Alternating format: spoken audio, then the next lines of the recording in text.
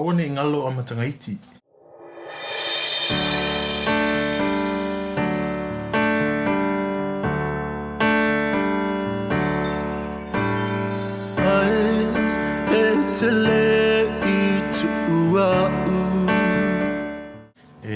Fatalo fatu, fafelo yatu, o paanga malo tatu sa mo to auna neo kini ai.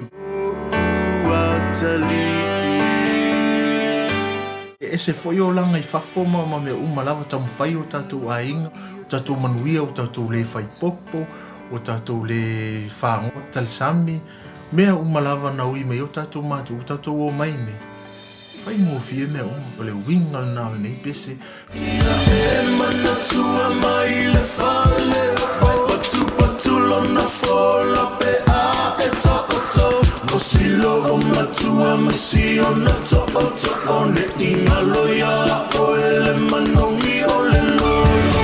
O lo te ma e fa a putuka o e fa a taui a e fa a tau talo o le sami maleva ele misi o se so e savani ilano.